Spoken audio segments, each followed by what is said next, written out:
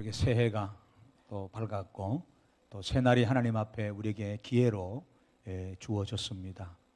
여러분들 인생은 일방통행이잖아요. 여러분 되돌릴 수가 사실 없습니다. 되돌릴 수가 없어요. 그래서 불교나 힌두교 이런 세상 종교는 윤회를 많이 주장합니다. 윤회를 많이 주장해요. 뭐 사람이 이 땅에서 착한 일 하면은 다음 세계에 또 사람으로 태어난다든지, 뭐 소로 태어난다든지, 곤충으로 태어난다든지 이렇기 때문에 그렇게 가르치는데 그건 다 거짓말이고요. 성경은 사람이 흙에서 취해서 하나님의 생명을 받아서 사는 존재라고 이야기합니다. 결국 우리는 죄를 때문에 우리 자신이 부패해지고 썩고 흙으로 돌아가게 돼 있던 존재라고 말합니다. 이 영혼은 죽으면 하나님께로 돌아간다고 이야기를 하고 있습니다. 그러면서 하나님은 우리들에게 이 하나님 말씀을 이렇게 주셨어요.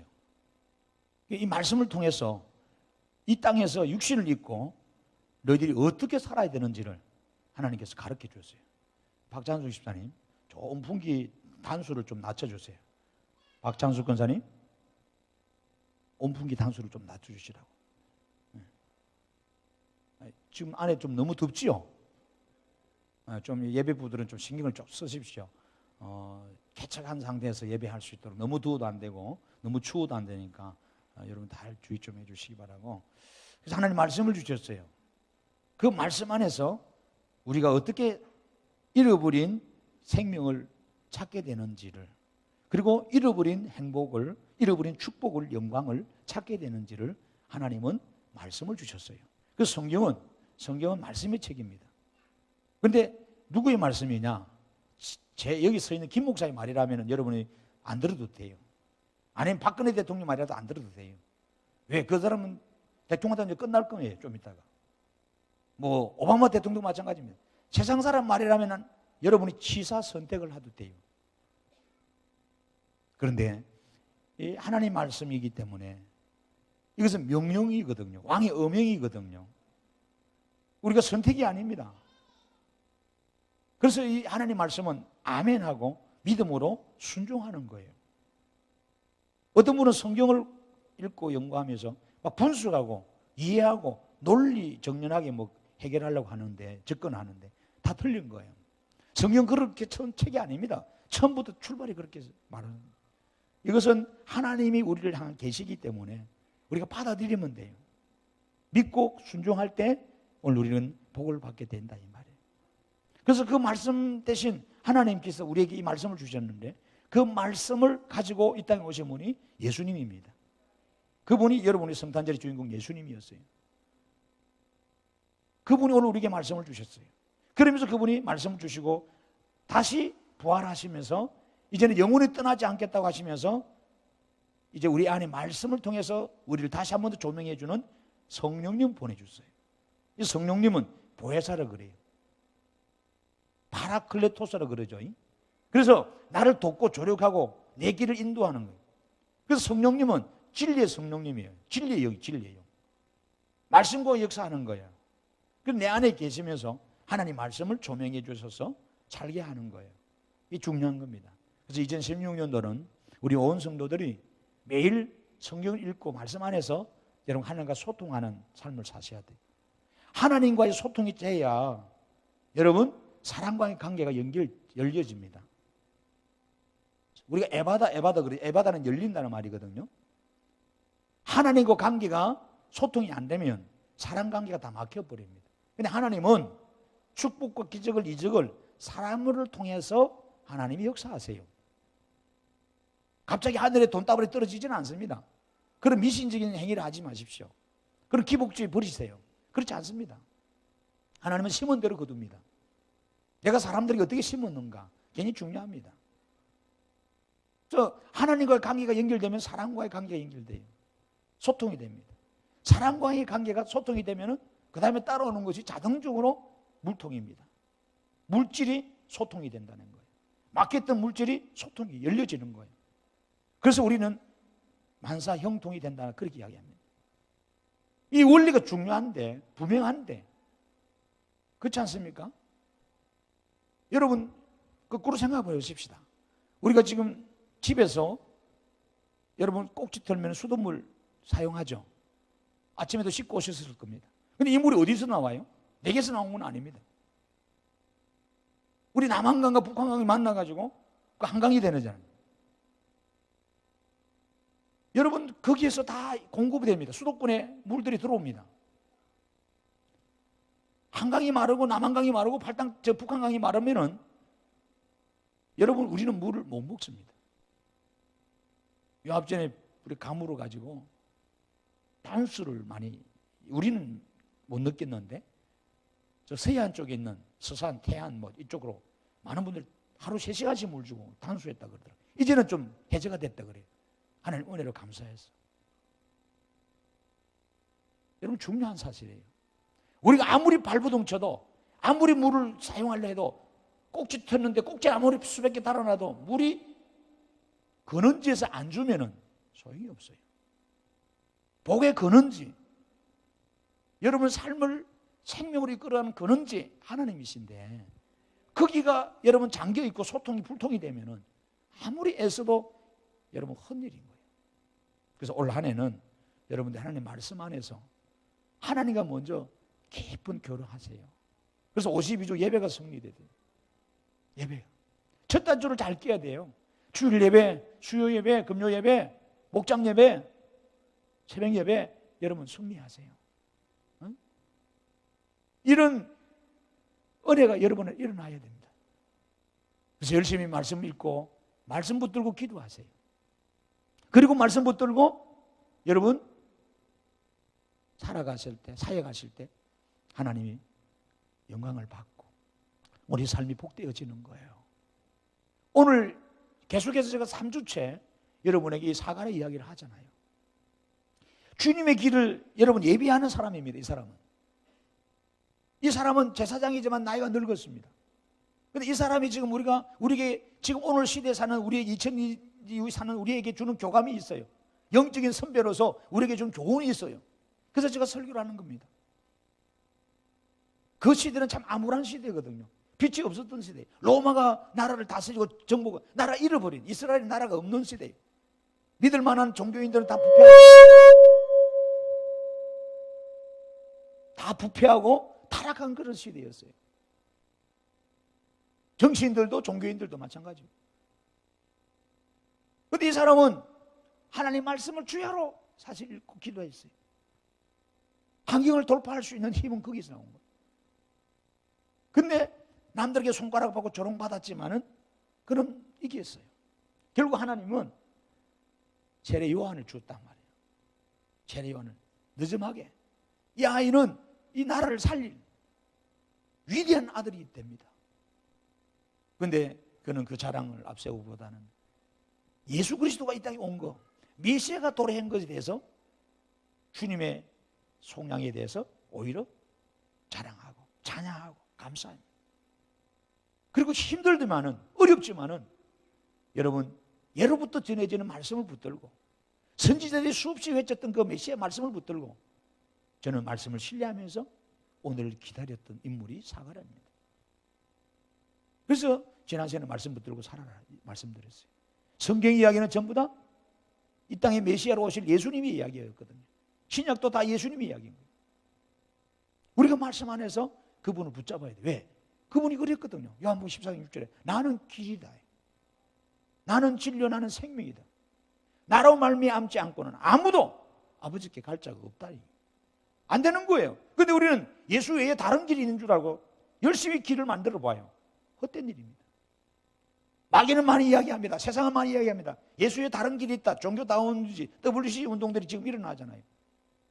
속지 마십시오. 미혹당하지 마십시오. 예수님 외에는 길도 없습니다. 그분만의 생명입니다. 여러분 이 사실을 분명히 붙들다. 그렇다면 그 사실이라면 뭐예요? 그것이 사실이라면 뭡니까? 그 길로 가야 되지 않겠어요? 저는 볼 때 우리나라가 보편적으로 이 의료시설이 잘 되면 좋겠어요. 그런데 사실 그렇지 않더라고요. 제가 송구 영신 예배 때 여러분 설교해 드렸잖아요. 세계적으로 가장 살기 좋은 나라들이 있어서 노르웨이, 여러분 네덜란드, 스위스 이런 나라들이었어요. 우리나라는 28위였어요. 28위. 작년에 25였다가 대한민국에서 가장 살기 좋은 데가 어디냐? 뭐 강남이었어요. 강남. 그다음 분당이 나왔어요. 용인은 5위가 나왔어요. 5위가. 왜 용인이 5위가 됐는지 잘 모르겠어요. 수도권 근처에 있었다 그거겠죠. 뭐 다른 거 없겠죠. 여기 뭐가 선한 게 있겠어요. 시장이 들으면 열받을지 몰라도. 그동안 우리는 얼마나 고생 많이 했어요. 용인. 거품 용인 막 잘 된다 그래가지고 막 저 청사를 저렇게 많이 지어가지고 세금 다 때려 부어가지고 지금 빚 갚느라고 지금까지 허리 휘어지는 거예요. 우리가 힘든 거예요. 그런데 한번 보십시오. 다 이렇게 살기 좋은 이런 도시들, 마을들, 나라들이 뭐 여러 가지가 있어요. 환경, 뭐 기후, 안보, 국방, 교육, 또 뭐 이렇게 복리정진, 뭐 다 토탈해서 점수를 매기더라고요. 그런데 보십시오. 시골에서 우리가 노인분들이 병이 들면은 어떻게 됩니까? 신문에 나왔잖아요. 30분 내에 도착해야 되는데 병원에 웬만하면은 빨리 긴급 수술을 하고 치료해야 되는데 그렇게 있는 데가 별로 없는 거야. 부분적으로 대도시화에 집중되어 있는 거예요. 대학병원들이나 좋은 병원들이, 우수한 병원들이. 특히 서울로 집중되어 있잖아요. 서울에. 그러니까 시골에 있던 분들이 자꾸 서울로 이 병을 고치려고 지방병원이 안 되니까 올라오잖아요. 그래요, 안 그래요? 그걸 가봐요, 지금. 병원시만 가보면요. 서울대학 가든지 분당 서울대학 가든지 뭐 삼성병원 가보세요. 대한민국 사람은 다 와 있는 것 같다니까. 진짜 환자들 많아요. 진짜 환자들 많습니다. 왜 그렇습니까? 왜? 그 의사가 전문이고 그분한테 내 몸을 맡기면 나을 수 있다는 확신 속에서, 임상 경험 속에서 여러분 그 돈을 들여가지고 시간을 들여가지고 올라가는 거예요. 2시간, 3시간 기다리는데 의사 달랑 5분 이야기하고 말아버려요. 그 먼 길 올라왔는데. 여러분 왜 그래요? 살라고 하는 몸부림이잖아요. 응? 진짜 죽어가는 꺼져가는 그 생명이 불 아프게 잡아 살아보려고 하는 몸부림이잖아요. 세상 사람들이 그렇잖아요. 그러니까 돈 수없이 쏟아부으면서 안 되는 거 알면서도 수술해보고 안 되는 거 알면서도 계속 해보잖아요. 오늘 우리는 붙들어봐야 돼요. 세상 사람들도 살아보려고 좋은 병원, 좋은 의사 알면서 찾아가는데, 돈을 들이는데, 우리는 인생의 생명의 주인이 누군지 이미 알았었잖아요. 복이 어디서부터는 다 알았어요. 이 세상을 누가 지고 있고 누가 다스리는지 다 알았어요. 그런데도 불구하고 우리는 그분 앞에 나아가지 않고 그분의 생각을 모르고 그분 앞에 기도하지 않는다면 이거는 더 큰 죄죠. 올해 안에는 여러분 그러지 마시고 우리는 더 예배 가까이 하세요. 말씀만 해서 기도하는 여러분 되셔야 됩니다. 그래서 이 사가랴가 말씀 붙들고 모든 환경을 이겼었어요. 오늘 여러분 신년 첫 주인데 제가 새로운 축복된 다짐이나 새 출발하고 이런 말씀이 많이 있지만은 그것보다도 오늘 메시지로 계속 주려고 해요. 오늘은 여러분 무슨 말씀입니까? 특별히 72절 한번 보세요. 자, 같이 읽어보십시다. 우리 조상을 긍휼히 여기시며 그 거룩한 언약을 기억하셨으니 곧 우리 조상 아브라함이 가진 맹세라. 아멘. 여기 보니까 두 가지가 나와요. 거룩한 언약이 있습니다. 이게 아브라함에게 한 맹세예요. 하나님 말씀입니다. 자, 들어보십시오. 성경은 하나님의 약속의 책입니다. 하나님의 약속. 제 약속이 아닙니다. 저는 부도 낼 수 있어요. 환경이 달라서 약속을 못 지킬 수 있습니다. 여러분도 마찬가지잖아요. 사람인 거로 우리는 완전하지 못합니다. 온전치 못해요. 그런데 여기에 맹세하시고 약속하시고 우리에게 언약을 주신 분은 완전하신 실수하지 않는 완벽한 하나님이세요. 그분이 이 말씀을 우리에게 주신 거예요. 그런데 말씀을 붙들고 가는 자에게 하나님은 뭐예요? 그분이 말씀하신 것 때문에 우리가 불충하고 폐역하고 잘못된 길을 가도 주님은 긍휼히 여겨주시더라는 거예요. 그래서 오늘은 긍휼입니다. 긍휼. 오늘 설교의 주제가 긍휼입니다. 여기 본문의 72절 봐요. 우리 조상을 긍휼히 여기시며 이런 말씀입니다. 이 긍휼히 여긴다는 말은 구약에는 아라햄인데 신약은 엘레오스란 말입니다. 같은 말인데 이 말은 뭐냐? 하나님의 자비하심입니다. 우리를 불쌍히 여기는 마음이 있습니다. 다 그것이 사랑에서 나오는 거죠. 그러니까 우리가 잘못하고 불충하고 패역했지만은 뭐예요? 하나님은 그럼에도 불구하고 우리를 말씀으로 하셨기 때문에 그 말씀에 근거해서 사랑하고 축복하고 보호하시더라는 거예요. 그런데 우리가 신앙생활을 반드시 못하면 어떤 생각이 들었냐면 중세시대의 교회가 타락했었어요. 왜 타락한 줄 압니까? 이 공덕주의, 이거 가르면 이거 이제 행위주의라 그러는 건데요. 사람이 어떤 행위로 노력해가지고 구원에 가게 되고 축복받게 되고 뭔가 하나님으로부터 은사를 받게 되고 뭔가 이렇게 된다고 가르쳤던 거예요. 이게 아니거든요. 사람은 어떤 행위주의, 즉 공덕주의나 공로주의가 아닙니다. 여러분 헌금을 많이 바치면 천국 간다 그랬었어요. 헌금 많이 바치면 교회 헌금 많이 내면 장로 된다. 오늘날도 거기서 먹히는 데는 있어요. 뭐 그런 교회가 있어. 그래서 하는 말이 돈 없으면 교회 못 다닌다는 말이 나왔던 거예요. 너 장로 됐다면서 너 얼마나 바쳤어? 몇 억 바쳤길래 장로 됐냐? 너 집사 됐다며 얼마나 바쳤길래 집사 됐냐? 이게 진짜 듣기 거북한 소리를 우리가 많이 듣습니다. 교회가 어떻게 그렇게 타락했으면 그렇게 소리 들었습니까? 성직이 매매되고 우리 직위가 매매되는 시대가 사실 있었어요. 중세시대에 타락했을 때 헌금을 많이 해야 된다는 거, 그리고 나가서 구제를 많이 해야 된다는 거, 봉사를 많이 해야 된다는 거, 이런 행위주의, 공덕주의, 공로주의가 전부 다 자기 가시주의로 바뀌어버린 거예요. 그래서 성경에 볼 때 예수님 시대도 바리새인들, 세두개인들이 성전에 와서 큰 소리 쳤던 거예요. 주님, 나는 저 죄인들과 같지 않습니다. 나는 11조도 드리고 금식도 하고 기도도 하고 구제도 하고 주의 율례를 따라 다 했습니다. 나는 어려운 사람입니다. 아버지 복 주십시오. 자기 의를 드러내는 바리새인 같은 그런 모습을 사실 우리가 살았어요. 교회 안에 이런 공로주의, 여러분이 자기 공덕주의, 이런 행위주의, 이것이 자리 잡으면 교회가 더 이상 교회가 아닙니다. 그거는 기업이고 세속화된 사회의 기관일 수밖에 없습니다. 세상은 그렇습니다. 세상은 일한 만큼 성과를 줍니다.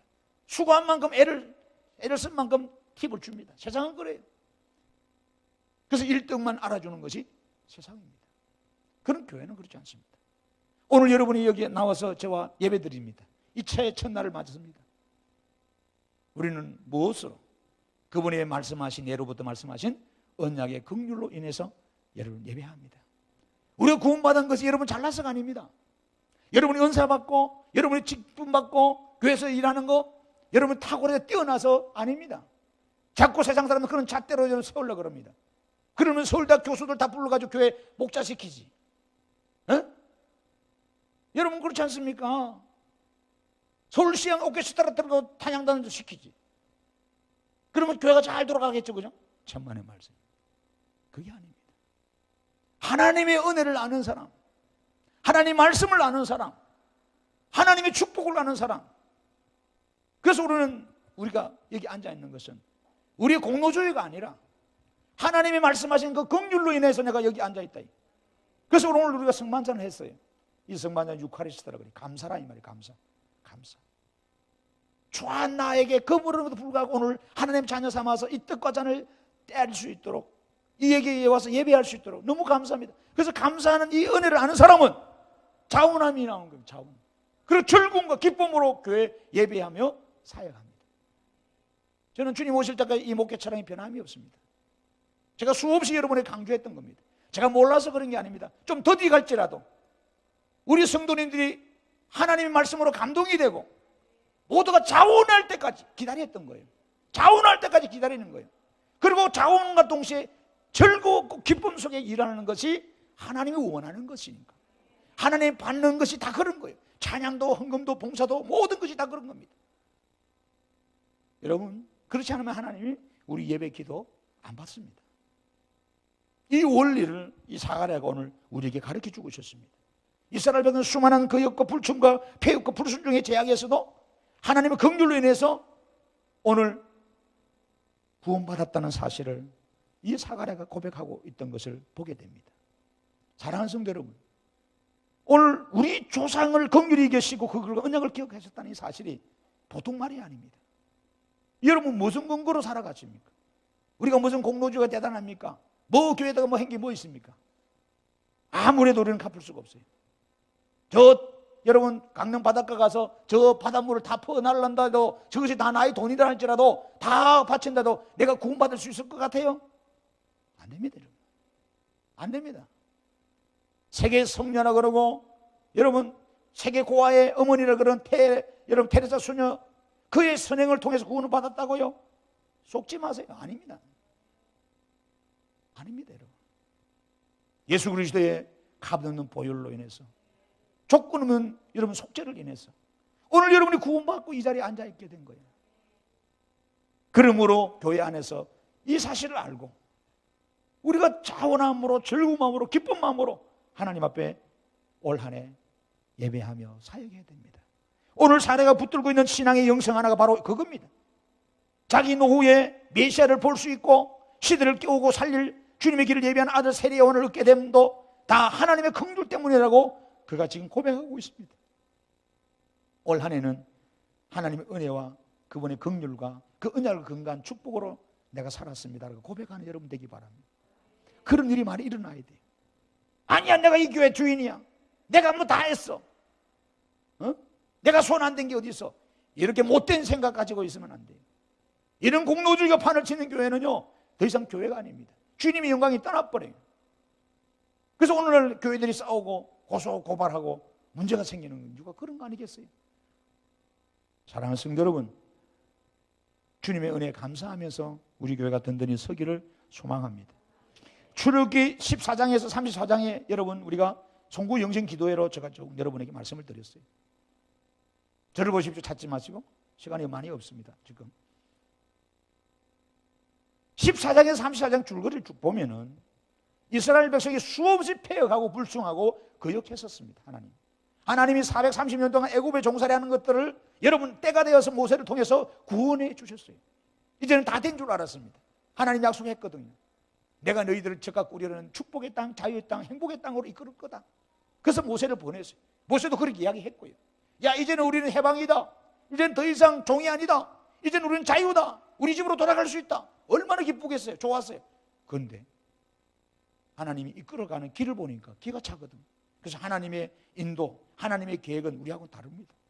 우리는 좋은 길, 넓은 길 이렇게 가려고 하는데 하나님 이상한 길로 인도하셔요. 이상한 길로. 그 길이 첫 번째 도착한 것이 홍해 바다 앞입니다. 바닷가 앞에 장막을 치게 해버린 거예요. 큰일 났어요. 홍해가 가로막고 뒤에는 군사가 쫓아오고 진퇴양난입니다. 그 속에서 저들이 원망불평하죠. 애굽에서 종살이하던 그 근성이 그냥 나오는 겁니다. 서로 원망합니다. 쏘갔다. 애굽으로 돌아가자 그러는 거예요. 하나님은 우리에게 왜 홍해를 만들어 주실까요? 우리의 삶의 여정에 하나님은 수시로 테스트하세요. 저게 신앙이 있는지 믿음이 있는지. 하나님이 부족을 주고 실패를 주고 어려움을 주는 것은 여러분 우리를 죽이고자 하는 게 아닙니다. 그 부족과 실패와 어려움 속에서 나는 그렇게 능력이 없는 무능한 자고 나를 인도하는 하나님은 전지전능한 자고 기적을 일으키는 하나님은 무한하신 분이라는 것을 알게 해주고 그 하나님으로 살아라고, 그 하나님 바라보며 그 하나님 의지하며 그 하나님 인도받으며 인생을 살아라고. 그럴 때마다 하나님께 기도하고 하나님 앞에 나오라고 하나님의 홍해를 우리 앞에 주시는데 우리는 불평불만하거든. 여러분 이게 우리 신앙이었습니다. 그리고 하나님이 마라로 이끌어갑니다. 물은 무른데 쓴물에서 못 먹어요. 마라가 쓰다는 말, 괴롭다는 말인데 여러분 이게 또만 불평합니다. 하나님이 물을 달게 해주시잖아요. 그리고 그들을 또 이끌고 신광야로 이끌어갑니다. 결국 먹을 것이 없는 거예요. 다 떨어졌어요. 이제는 사람이 먹을 거 없으니까 또 데모합니다. 또 원망합니다. 또 여러분 신앙이 여러분 옛날로 돌아가 버려요. 하나님은 하늘이 비같이 만나를 내려주시잖아요. 뿐만 아니라 르비딤에 도착하게 되죠. 가는 길마다 사실 자기들이 원했던 곳이 아닙니다. 가는 데마다 문제가 있었어요. 물이 이제 없어. 물이 없으면 어떻게 되겠어요? 또 불평 원망하는 거예요. 그리고 막 다투어요. 그래서 맞서가요. 한 해 동안 우리 맨날 다투면서 살아왔어요. 남 원망하면서 남 탓하면서 당신 때문에, 내 때문에, 당신 때문에. 우리는 그렇게 부부생활을 해왔고 한 해 동안 그렇게 사역해왔어요. 이 르비딤에서 사실 마실 물이 없으면 그런 거예요. 이게 우리 신앙의 현주소예요. 여러분, 하나님께서 반석에서 물 주시고 또 이끌어 가시는데 시내산에 딱 오게 됩니다. 시내 광야라 그래요.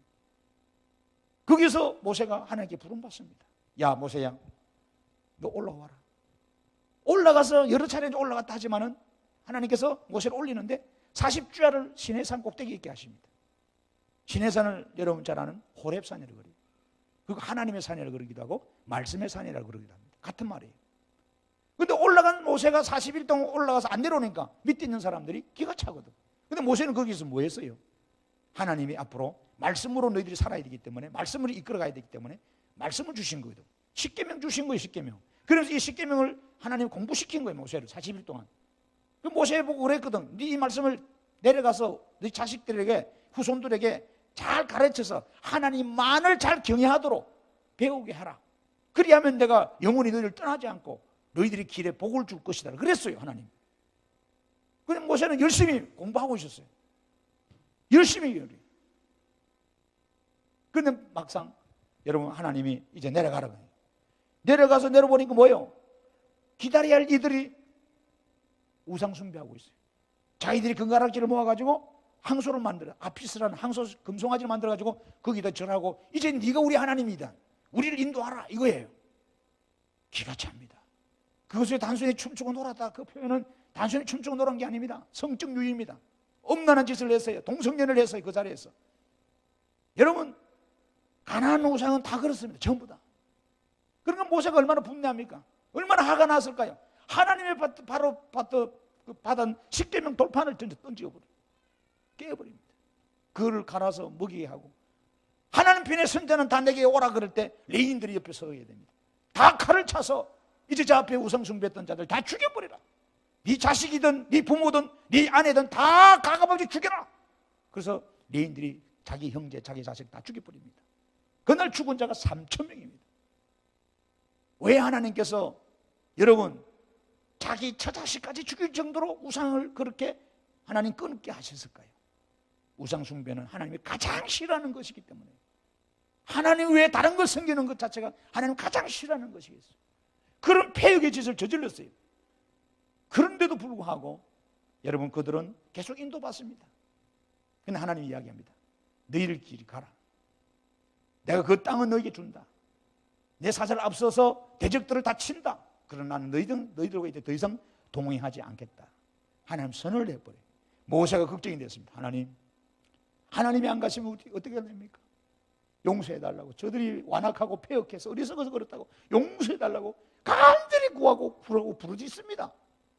그때 하나님께서 출애굽기 33장 17절에 이제 말씀하십니다. 여호와께서 모세에게 이르시되 내가 말하는 이 일도 내가 하리니 너는 내 목전에 은총을 입었고 내가 이름으로도 너를 알미니라. 모세가 이르되 원하건대 주의 영광을 내게 보이소서.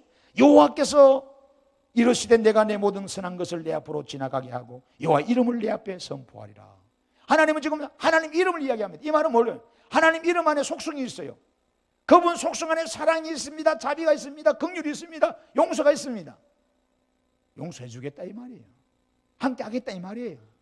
그래서 19절에 이런 말합니다. 출애굽기 33장 19절. 나는 은혜 베풀 자에게 은혜 베풀고 긍휼이 이길 자에게 긍휼을 베푸느니라는 겁니다. 아멘. 이스라엘 백성이 잘나서가 아닙니다. 하나님의 긍휼 때문에 보호받고 양식받고 축복받고 가나안 땅 들어가는 겁니다. 잘나서가 아니에요. 우리는 하나님의 긍휼이 없으면 여기 앉아 있을 분 아무도 없습니다. 신명기서 30장에 하나님 말씀하거든요. 하나님의 언약의 긍휼 때문에 너희들을 긍휼히 여기서 복을 준다. 30장 1절 보세요. 내가 내게 진술한 모든 복과 저주가 내게 임함으로 내가 내 하나님 여호와로부터 쫓기는 모든 나라 가운데서 이 일이 마음에서 기억이 나거든. 너와 내 자손이 내 하나님 여호와께로 돌아와 내가 오늘 내게 명령한 것을 온전히 따라 내 마음을 다하고 뜻을 다하여 여호와의 말씀을 청종하면 뭐라 그래요? 내 하나님 여호와께서 마음을 돌이키시고 너를 긍휼히 여기신다는 거예요. 긍휼히 여기신다는 거예요. 포로에서 돌아오게 하시되 내 하나님 여호와께서 흩어진 그 모든 백성 중에서 너를 모으시리니 내 쫓겨간 자들이 하늘가에 있을지라도 내 하나님 여호와께서 거기서 너를 모으실 것이며 거기서부터 너를 이끄실 것이라는 것을 말하고 있습니다. 여러분, 이 사실을 붙들어야 돼요. 하나님이 언약 때문에 우리를 긍휼히 여기주십니다. 열왕기하 13장의 22절 가도 그렇게 말합니다. 여호아스 왕 시대 아람 왕 이사사엘이 항상 이스라엘을 학대하였으나 여호와께서 아브라함과 이삭과 야곱과 더불어 세우신 언약 때문에 이스라엘에게 은혜를 베풀며 그들을 긍휼히 여기시며 돌보사 멸하기를 절개하지 아니하셨다는 거 말합니다. 아멘. 여러분, 우리가 새해 기도 많이 해야 되는데 기도하는 분들 잘 들으십시오. 여러분의 공로로, 여러분의 공덕으로 기도하는 게 아닙니다. 하나님의 언약을 붙들고 하나님의 긍휼을 붙들고 하나님 앞에 도와달라고 하고 용서를 구하고 복을 달라고 길을 달라고 하셔야 돼요. 하나님, 내가 그동안 하나님 말이 했잖아요. 거만스럽게 완악하게 자만하지 마세요. 여러분, 느헤미야가 그 대표적입니다. 느헤미야의 간구 기도를 한번 보세요. 느헤미야라는 이 사람은요, 여러분, 페르시아의 아닥사스다 왕의 술 맡은 가는 자, 요즘 말로 하면 왕의 바로 최측근의 비서입니다. 권력을 가진 사람이고 부를 가진 사람이고 명예를 가진 사람이고, 그러나 자기 고국 땅이 무너지고 망하고 필절됐다는 사실을 듣고 차마 견디지 못해서 내가 어떻게 해서 도와줘야 될 것인가. 그렇다면 왕 앞에 가서 왕이여 좀 도와주소서. 왕도 돈도 있고 군사도 있고 힘도 있잖아요. 우리 집 좀 세워주시고 고향 땅 살려달라고 우리 그러잖아요. 그래서 우리는 뭐예요? 지역 정서에 막 지역 감정이 있어가지고 어느 지역 대통령을 세워야 되냐? 우리 사실 옛날에 그래 추잡스럽게 우리 어른들이 정치가 그렇게 했어요. 정치판이 지금도 그래 여전해. 그러면 안 돼요. 경상도 대통령, 호남 대통령, 충청도 대통령, 강원도 대통령 막 세우려고. 왜 그래요? 그러면 안 돼요. 대한민국을 위해서 세운 대통령이 돼야 되지. 지역의 대통령 세우고 그 지역 도로 잘 닦고 지역에 발전시키고 그러면 안 됩니다. 사실 옛날에는 그래 왔잖아요. 그래서 불균형을 사실 이루었어요, 우리나라가. 그러니까 잘된 사람은 좋다 그러고 안 된 사람은 불평불만하고 우리가 정권 잡아야 된다 그러고. 이거는 바른 정치가 아니에요. 바른 왕의 감도 안 되고. 그러니까 대통령 될 사람은 우리나라 팔도를 아우르는 사람이고 모두가 내 고향이고 내 자식이고 내 터진인 줄 알고 골고루 잘 복리정전시키고 나를 발전시킨 사람을 대통령 세워야 되지. 한 지역에 여러분 파묻혀가지고 뭐 우리 고향만 잘해. 그건 동네 이장이라 하라 그래요. 그런 사람들은. 동네 이장은 동네 일만 해야 돼, 실은. 그러잖아요. 그러면 안 됩니다. 대통령 정도 되면, 그러니까 그런 감을 지금 우리 찾아야 되는데, 있나 이 말이에요, 지금 우리나라에. 없잖아요, 지금. 준비가 안 됐단 말이에요. 얼마나 힘듭니까? 얼마나 힘들어요. 느헤미야가 똑똑한 사람입니다. 누구한테 가야 도움을 받을 줄 아는 사람입니다. 왕 앞에 가면 되죠. 다 해결될 텐데. 근데 왕 앞에 안 가잖아요. 성경은 뭐라 그러니까 느헤미야 1장 3절 5절 쭉 보세요. 그들이 내게 이르되 사로잡힘을 면하고 남아있는 자들이 그 지방 거기에서 큰 환난을 당하고 능력을 받으며 예루살렘 성은 어무러지고 성문들은 불탔다는지라. 내가 이 말을 듣고 앉아서 울고 수일 동안 슬퍼하며 하늘의 하나님 앞에 금식하며 기도하여 이르되 하늘의 하나님 여호와 크고 두려우신 하나님이여 주를 사랑하고 주의 계명을 지키는 자에게 언약을 지키시며 긍휼을 베푸는 주여 간구하나이다. 느헤미야가 지금 누구한테 기도하고 있습니까? 하나님이잖아요. 왕을 다스리고 세우는 것도 하나님, 한 나라를 세우는 것도 하나님이시오. 파괴하는 하나님이시오. 이렇게 기도하는 하나님이시오. 그렇다면 여러분 올해 누구한테 기도해야 되겠어요? 사장님 붙들고 회장님 붙들고 바지가리 붙들고 도와달라고 그거 하기 전에 주님 전에 나와서 하나님 앞에 기도하셔야 돼요. 하나님, 저 사장의 마음을 움직여 주세요. 하나님, 나를 괴롭히는 상사의 마음을 움직여 주세요. 하나님, 저 내 돈 떼먹고 돈 안 주는 저 나쁜 놈, 하나님 마음을 움직여 주세요. 이렇게 하나님 앞에 기도하고 부르짖어야지. 완악하고 하나님도 모르는 그한테 야서 달라 해봐요. 뺨때기 맞고 있는 것도 다 뺏겨버립니다. 욕먹고. 안 됩니다. 말이 통해야지. 말도 안 통하는데. 어? 여러분, 우리는 그 사실을 알아야 됩니다. 그래서 느헤미야 9장의 16절 19절 보면은 광야의 여정을 다시 설명합니다. 그들과 우리 조상들이 교만하고 목을 굳게 하여 주의 명령을 듣지 아니하고 거역하여 주께서 그들 가운데 행하신 기사를 기억하지 아니하고 목을 굳게 하여 패역하여 스스로 한 우두머리를 세우고 종되던 땅으로 돌아가고자 하였나이다. 그러나 주께서는 용서하신 하나님이라 은혜로우시며 긍휼히 여기시며 더디 동하시며 인자가 풍부하심으로 그들을 버리지 아니하셨나이다. 또 그들이 자기들을 위하여 송아지를 부어 만들고 이르기를 이는 곧 너희를 인도하여 애굽에서 나오게 한 신이라 하여 하나님을 크게 모독하였사오니 주께서는 주의 크신 긍휼로 그들을 강야에 버리지 아니하시고 낮에는 구름 기둥이 그들에게서 떠나지 아니하시고 길을 인도하며 밤에는 불 기둥이 그들이 갈 길을 비추게 하셨다. 이렇게 이야기하고 있습니다. 여러분, 느헤미야 9장에 여러분 30절 31절 가면 하나님은 선지자를 통해서 계속 말씀을 주셨지만 이들은 듣기를 거북했어. 말씀을 안 들어. 여러분 보세요. 제가 이야기했잖아요. 저를 보세요. 여러분 자식이 여러분 말 잘 들으면 좋겠죠. 말 안 듣는 자식이 많아. 말 잘 듣는 자식보다. 그래서 방에 가둬놓습니다. 말 안 들어서 혼내줘요. 그래도 굶기지 않습니다. 때를 따라 먹을 건 줘요. 여러분 세상에 죄 지은 사람들 보세요. 죄 지으면 어디 갑니까? 깜빵 가죠. 감옥서 갑니다. 나쁜 짓 분명히 했어요. 우리 세금 가지고 콩밥 먹이고 우유 주고 운동시키고 기분 나쁘긴 기분 나빠. 사실 여러분 세금된 거 가지고 감방 교도소가 운영되는 거거든. 죄를 지으시는 감방에 들어간 거야. 그래도 굶겨 죽이지는 않습니다. 사형수라도 밥 깨끗하게 다 줘요. 그게 제대로 된 밥이에요? 아니잖아요. 제대로 된 자유입니까? 아니잖아요. 그들은 뭐라고 그래? 밥 안 먹어도 좋으니까 나가고 싶다 그러지. 여러분 우리가 하나님 앞에 불충하고 거역하고 이래도 하나님은 우리는 밥은 주셔요. 근데 그런 밥을 먹고 여러분 계속 좋다고 생각하면 안 돼요. 하나님 마음이 얼마나 아프시겠어요. 자식이 잘못 가도 여러분 부모는요 자식이기 때문에 밥을 주고 때로는 용돈도 주고 등록금도 챙겨주기는 줘요. 그럼 부모님 마음은 여전히 불편한 거예요. 여전히 불편한 거예요. 언제 너가 철들 거냐고. 여러분 우리 신앙을 분명히 바르게 정립하셔야 됩니다. 이스라엘 백성이 그렇거든. 수없이 말씀을 주는데도 거역합니다. 그래서 31절 봐요. 느헤미야 9장에 뭐라 그래? 주의 크신 그럼에도 불구하고 주의 크신 긍휼로만 그들로 아주 멸하지 아니하시며 버리지도 아니하셨사오니 주는 은혜로우시고 불쌍히 계신 하나님이십니다. 이렇게 고백합니다. 성경에 여러분 다윗이 있잖아요. 다윗 이스라엘의 왕, 통일 왕국 왕입니다. 위대한 왕입니다. 다윗은 기도의 사람이었거든요. 시편에 보면 다윗의 이야기가 참 많아요. 다윗의 기도의 근거는 전부 다 하나님의 긍휼을 근거로 기도합니다. 여러분 시편의 25편을 보세요. 6절 7절 여호와여 주의 긍휼하심과 인자하심이 영원부터 있었사오니 주여 이것들을 기억하옵소서. 이 말하는 거예요. 하나님 속성 자체가 그런 거예요. 여호와여 내 젊은 시절의 죄와 허물을 기억하지 마시고 주의 인자하심을 따라 주께서 나를 기억하시되 주의 선하심으로 하옵소서. 시편 40편의 11절도 뭐라 그래요? 여호와여 주의 긍휼을 내게서 거두지 마시고 주의 인자와 진리를 나로 보호하소서랍니다. 시편 69편 16절에도 여호와여 주의 인자하심이 선하시오니 내게 응답하시며 주의 많은 긍휼에 따라 내게로 돌이키소서.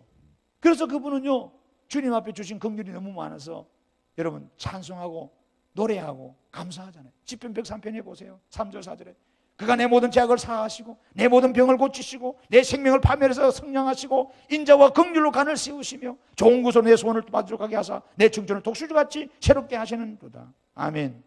그리고 145편에 가서 날마다 하나님을 찬양하여 왜? 8, 9절 보세요. 여호와는 은혜로우시며 긍휼이 많으시며 노하기를 더디하시며 인자하심이 크시도다. 여호와께서는 모든 것을 선대하시며 그 지으신 모든 것에 뭐 하신다?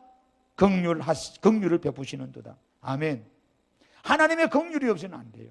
제가 지금 시간이 없어가지고요 좀 빨리 하잖아요. 11시 55분에 설교가 들어갔어요. 이제 겨우 조금 했어요. 다 못하잖아요. 그렇잖아요. 그러니까 핵심만 여러분 중간중간 찔러주니까 정신 바짝 차리고 따라오셔야 돼. 놓쳐버리면 그냥 끝나는 거요. 졸지 마시란 말이요. 새 초부터 졸고 앉아있고 말이야. 한심 충만한 그러면 안 된단 말이요. 정신 바짝 차려도 안 될 건데 이렇게 막 달려가는데 말이야. 여러분 이사야 54장에 7, 8절 보세요. 하나님이 긍휼로 우리를 회복합니다. 내가 잠시 너를 버렸으나 큰 긍휼로 너를 모을 것이요 내가 넘치는 진노로 내 얼굴을 잠시 가렸으나 영원한 자비로 너를 긍휼히 여기리라 내 구속자 여호와께서 말씀하셨느니라. 이 말입니다. 저를 보십시오. 여러분 로마서에 보면은요 9장에 바울이 그러거든요. 유대인들이 막 따집니다. 야 하나님이 우리만 구원하기로 했는데 왜 너는 이방인도 구원받는다 그런 소리를 하느냐. 막 덤비드니까 바울이 뭐라 그러세요? 로마서 9장 15절 보세요. 우리가 구원받음도 부르심받음도 선택받음도 뭐예요? 하나님의 긍휼 때문이라고 이야기합니다. 자, 다 같이 중요한 말씀이 된 보세요. 로마서 9장 15절 이하에 한번 봅니다. 모세에게 이르시되 내가 긍휼히 여길 자를 긍휼히 여기고 불쌍히 여길 자를 불쌍히 여기니라 하셨으니 그런즉 원하는 자로 말미암음도 아니라는 겁니다. 다른 받지 않은 자로 말미암음도 아니라는 겁니다. 오직 긍휼히 여긴 자는 하나님으로 말미암음이라는 거예요. 이게 우리나라 표현이 뭐예요? 엿장수 마음대로다는 말이에요. 저를 보세요. 어? 나는 병 하나 떡 들어갔는데 이만큼 주는 거예요. 근데 내 친구는 병 3개 똑같은 3개를 들고 있는데 요거밖에 안 줘. 그럼 이 3개 들고 온 친구가 이 할아버지 이럴 수 있냐고. 이 친구는 한 개가 이만큼, 나는 3개가 없으면 이만큼 줘야 되지 않느냐고. 그러니까 하는 말이, 할아버지가 말해, 야 이 할마 엿장수 마음이야. 내 마음이 내 마음. 갖고 가 그거라도. 할 말이 없어. 불공평한 거겠죠. 하나님, 그러니까 여러분 보세요. 저 사람은 주일도 안 섬기고 11일 땡가먹고 봉사도 안 하는데 하는 일이 잘 되는 것 같이 보여. 그러면 열심히 교회 봉사하는 사람이 막 배 아파 죽었거든. 하나님이 살아계시면 반장 번개를 치가지고 막 확 뒤집고 머리 태워버려가지고 이거 무서워가지고 막 벌벌 떨어가면서 신앙생활 잘하면 좋겠는데 그냥 가만 놔두거든. 하나님 마음이요. 여러분들이 뭐라고 구슬렁구슬렁 하지 마세요. 하나님 어떤 사람은 벼락을 치서 때렸지, 어떤 사람은 홍두깨로 때릴지, 모릅니다. 다 달라요. 다 때가 다르고 시기가 다르고 매질이 다 다릅니다. 엎어치든 매치든 뭐 어쨌든 하나님이 하시는 거예요. 여러분들 판단하면 안 돼. 우리는 판단할 게 없어. 오직 우리는 나를 보면서 하나님 긍휼히 베풀어 주셔서 감사합니다, 고맙습니다 해야지. 언제 나도 살기 바빠 죽겠는데 언제 남 판단하고 돌아다닙니까? 지는 기도 안 하면서 왜 근사가 돼 기도 안 해? 미친 사가 돼 새벽 예배 안 하고 지도 안 나오면서 말이에요. 그래서 대거서 복을 못 받아. 그러면 안 돼요. 자기 집 꼬라지도 엉망진창 해놓고 막 남의 집 가서 빨래 안 했니, 뭐 설거지 안 했니, 뭐 집구석이 이러니 저러니. 아이고 집 꼬라지를 알아야 될 텐데. 그런 사람이 많아요 요즘요. 이상하대. 할 일거리 없어요. 성경이 나오잖아요. 그런 사람들은 교회 꼭 소란만 일으키고 문제만 일으키는 사람이라고. 그러면 안 됩니다, 여러분. 무슨 말인지 알겠죠? 하나님이 긍휼히 여길 자는 긍휼히 여겨주시는 거예요. 로마서 11장에 보세요. 29절에 32절 보세요. 하나님 왜 우리를 부르셨어요? 중요한 말씀이죠. 로마서 11장 이제 설교 끝납니다. 보세요. 하나님이 언사와 부르시면 후회하심이 없느니라. 뭐라 그래요? 너희가 전에는 하나님께서 순종하지 아니하더니 이스라엘이 순종하지 아니함으로 이제 긍휼을 입었는지라. 이와 같이 이 사람들이 순종하지 아니하니 이런 여호에게 베푸신 긍휼로 이제 그들도 긍휼을 얻게 하려 하심이라. 하나님이 이 모든 사람을 순종하지 아니한 가운데 가둬두시면 모든 사람의 긍휼을 베풀려 하심이라. 아멘. 참 하나님 멋있는 거예요. 멋있는 분이에요. 멋있는 분. 에베소 2장 4절에 그래서 긍휼이 풍성한 하나님이 우리를 사랑하신 그 큰 사랑을 인하여 허물로 죽은 우리를 그리스도와 함께 살리셨다는 거예요. 우리가 잘나서 공덕주의 아닙니다. 공로주의가 아닙니다. 헌금 많이 바쳐서 그런 것도 아닙니다. 이런 거 내세우지 마세요. 절대로 드러내지 마세요. 바울은 그러잖아요. 디모데 전서 1장 12절에 가서 자기는 나는 핍박자였고 폭행자였고 비방자였고 나는 개인적인 개수였다. 그런데 나에게 하나님이 이방을 살리는 사도로 세워주셨다. 이건 자기가 공부를 잘해서 좋은 가문에 있어서 바리새인적으로 교육을 받아서 안 합니다. 그런 소리 안 합니다. 하나님이 긍휼을 그래요. 그거 보세요. 디모데전서 1장 12절 이하에 보면은 그러나 내가 긍휼을 입은 까닭은 그 예수 그리스도께서 내가 먼저 일찍 오래 찾았음을 보이사 후에 주를 믿어 영생 얻는 자들에게 본이 되게 하려 하심이라는 거예요. 이 말이 뭐예요? 우리에게 기대가 되는 거예요. 그래서 하나님은 이 유품 같은 평양 깡패를 들어가지고 목사 만들어 버린 거예요. 그래서 제주도 보내가지고 복음 선교하는 거예요. 오늘날도 그렇습니다. 깡패가 말이야, 살인마가 교도소 가가지고 복음 듣고 목사 돼서 나온 사람 많아요. 하나님이 쓰시는 기회가 있다 이거예요. 그 여러분들이 죄 지었다, 힘들다, 나는 안 될 거야. 여러분이 판단하지 마세요. 쓰고 안 쓰고는 하나님이 알아서 하시는 거예요. 나는 공물되었어, 나는 폐인되었어, 나는 이제 끝났어. 그러지 마세요. 하나님이 판단하세요. 쓰고 안 쓰는. 우리가 판단하면 안 됩니다. 아시겠죠? 그래서 여러분 우리가 교회 나오는 것도 히브리 4장 16절에 뭐라 그럽니까? 그러므로 우리는 긍휼하심을 받고 때를 따라 돕는 은혜를 얻기 위하여 은혜의 보좌 앞에 담대히 나가는 겁니다. 주님의 은혜로 여기 나오게 된 거예요. 여러분 때문에 아닙니다. 지금은 몰라서 여러분들 내 의지로 나오다 그러는데 절대 그런 게 아닙니다. 여러분 올 한 해 올 한 해 여러분 이거 붙들고 사셔야 돼요.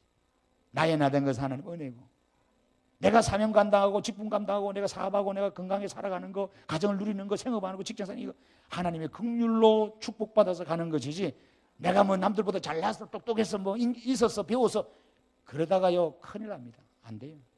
제발 올해는 사회 가면서 도토리 키재기 하지 마십시오. 에? 도토리 키재기 해봤자 뭐 또 똑같잖아요. 그러다 밤이 나타나서 야 나는 밤이야. 그걸 보세요. 아이 나는 그 뼈대 있는 가문에 이 소리 안 하겠어요, 그죠? 멸치끼리 싸우는 거 자기들끼리. 교회 안에서 그런 거예요. 도토리 키재기 똑같은 거만고만한 사람들인데 서로 막 시기하고 다투고 뭐 이간질하고 서로 잘난 아이고 그러지 마세요. 교회가 아닙니다. 그는 자원함으로 기쁨으로 즐거움으로 여러분 우리 교회가 그런 아름다운 교회 모습이 되시리도록 사가랴가 오늘 우리에게 주는 영성은 뭐였어요? 주님의 길을 예비하는 자의 자세는 어떻게 돼요? 그분이 예로부터 주신 언약을 근거로 한 긍휼입니다. 그 긍휼을 늘 노래하세요. 오래. 아멘. 그렇게 노래할 때 하나님이 더 큰 긍휼로 우리를 감싸 주시고 우리를 더 복락의 땅으로 이끄실 줄로 믿습니다. 아멘. 285장입니다. 찬송가 같이 부르겠습니다. 285장.